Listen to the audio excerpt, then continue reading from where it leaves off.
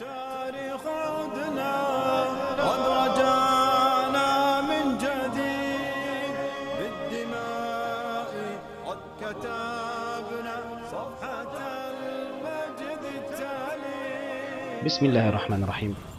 الحمد لله والصلاة والسلام على رسول الله. مرحبا بكم في هذه الحلقة الجديدة من برنامج العظماء المئة. في هذه الحلقة سنستعرض سوية قصة بطل من أبطال الجزائر. وفي البداية يجب علي أن أعترف أن تاريخ الجزائر القديم والحديث كان شيئا غامضا بالنسبة لي، وأعتقد أنه أيضا شيء غامض بالنسبة للكثيرين ممن لا يعرفون تاريخ هذا البلد الإسلامي الكبير، وذلك لأسباب عديدة، من أهمها إغفال المناهج الدراسية العربية لتاريخ الجزائر العظيم، وهو ما قام به غزاة التاريخ وعملائهم. وأقسم أنني عندما قلبت صفحات التاريخ عن قصة الجزائر وجدت أن لهذا البلد العملاق تاريخا أقل ما يقال عنه أنه تاريخ يكتب بماء الذهب.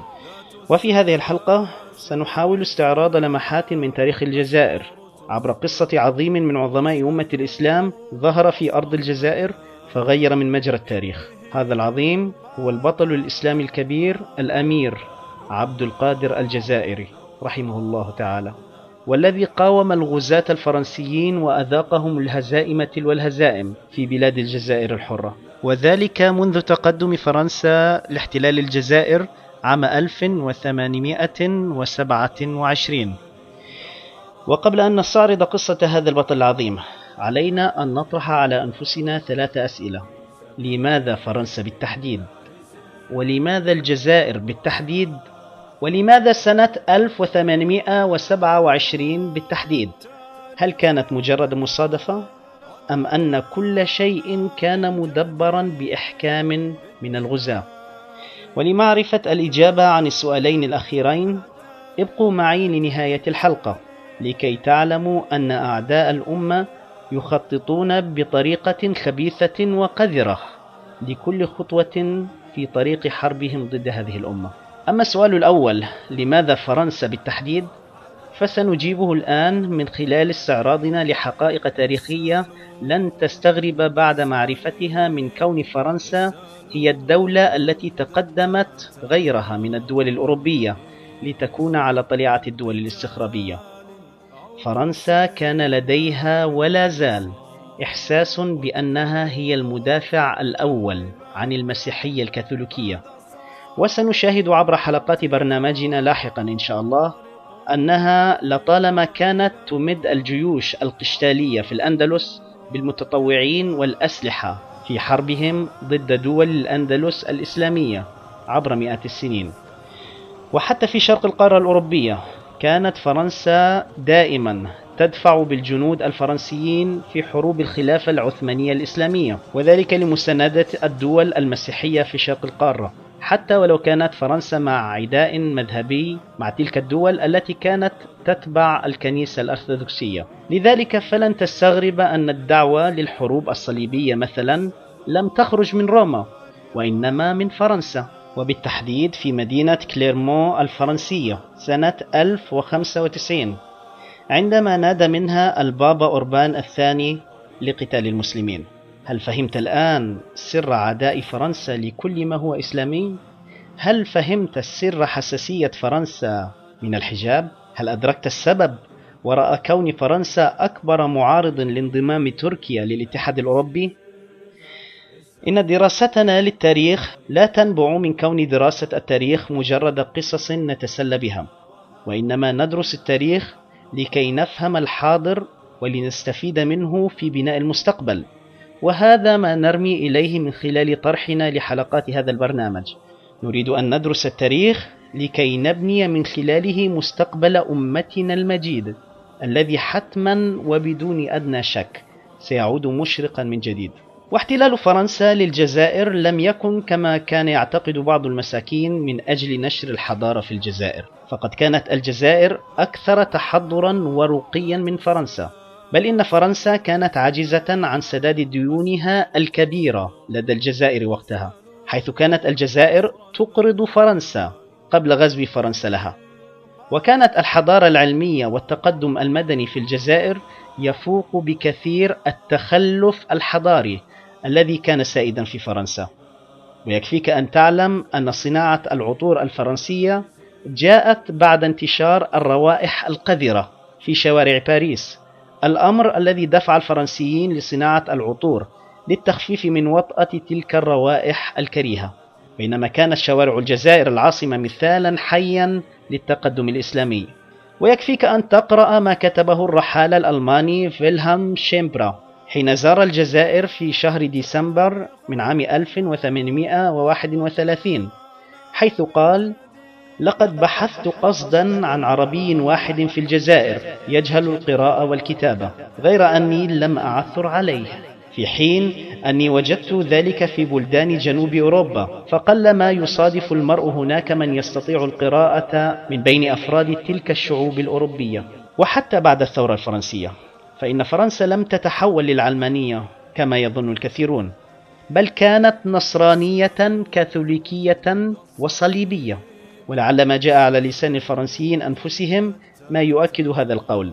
واقرأ إن شئت قول القائد الفرنسي كليرمون دي تونير عندما فرض حصارا على السواحل الجزائرية، حيث قال: ربما يساعدنا الحظ بهذه المناسبة لنشر المدنية بين السكان الأصليين، فندخلهم بذلك في النصرانية.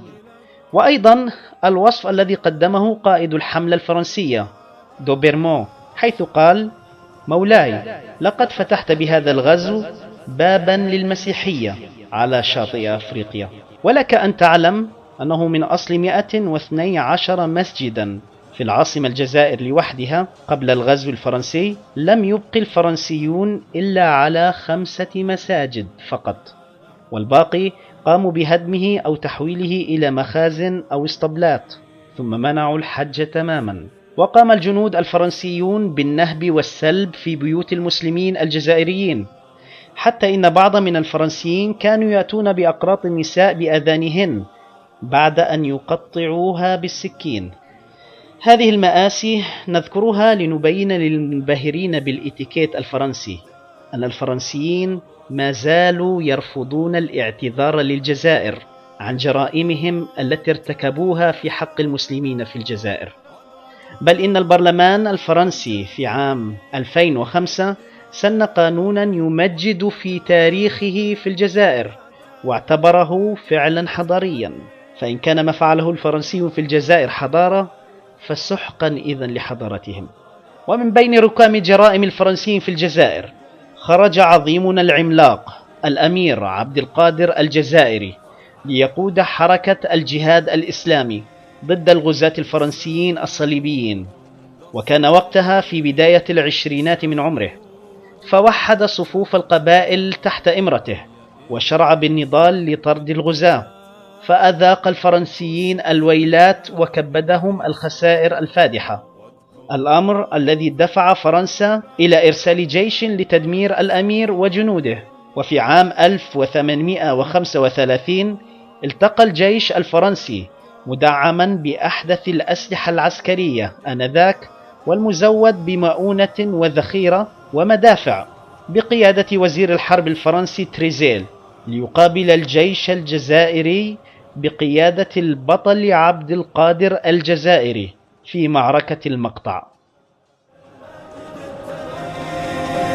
اسألوا جند الصليب، اسألوا جند التتار، هل يئسنا من قتال أو كسرنا من حصار؟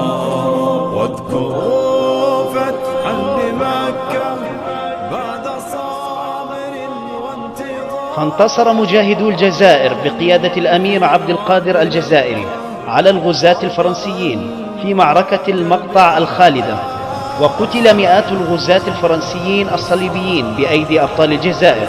ولفت الأمير عبد القادر الجزائري أنظار العالم إلى عبقرية فريدة، حيث إن عمره وقتها لم يتجاوز 26، فاستمر في توحيد الصفوف ومقاومة المستخرب الفرنسي، وابتكر نظاما جديدا لم يكن معروفا، وهو نظام العاصمة المتنقلة، فكان يتنقل بعاصمته من مكان إلى مكان، الأمر الذي أربك الفرنسيين لسنوات طويلة لاقوا فيها الهزائم تلو الهزائم، مما دفعهم في النهاية لعقد اتفاقية صلح مع الأمير.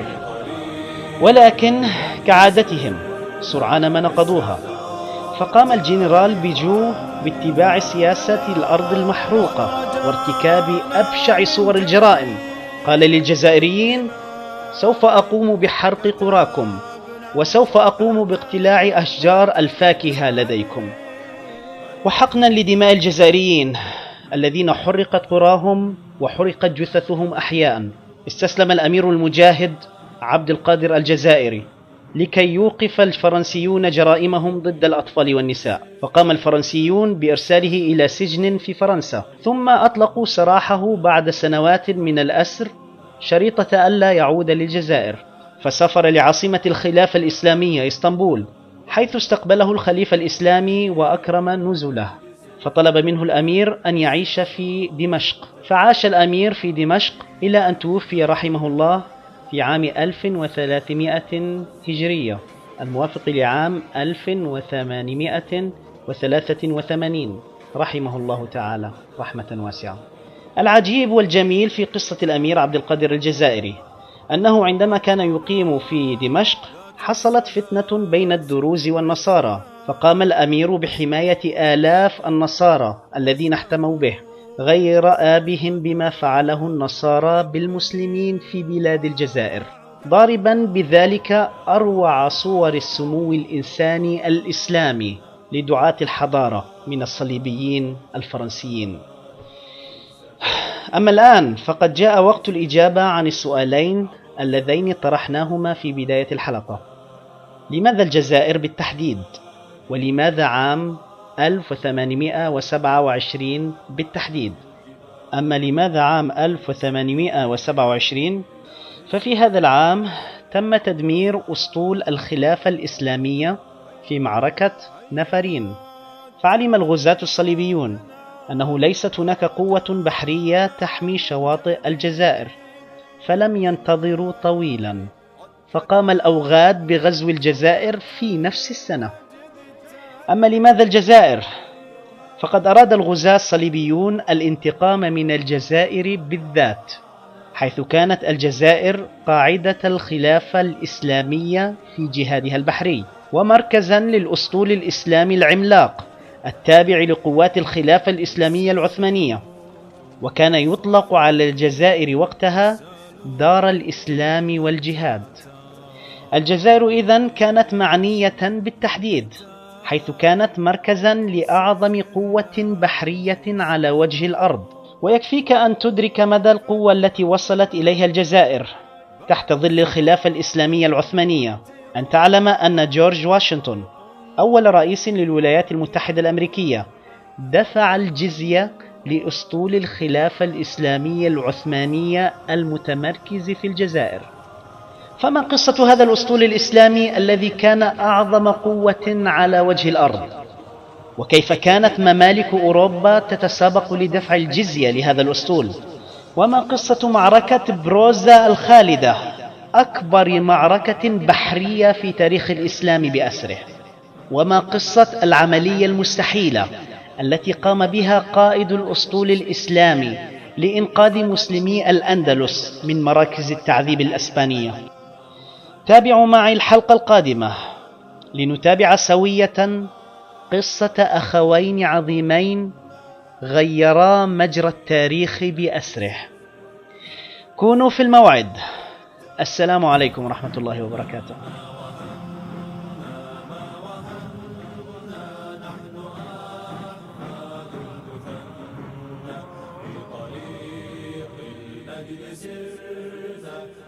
سأتشرف بمتابعتكم لقناتنا على اليوتيوب لكي تصلكم حلقات البرنامج أولا بأول، وسأتشرف أكثر بقراءة تعليقاتكم واستفساراتكم على صفحتنا على اليوتيوب والفيسبوك وتويتر. سنحاول الإجابة إن شاء الله على جميع الاستفسارات. شكرا لكم.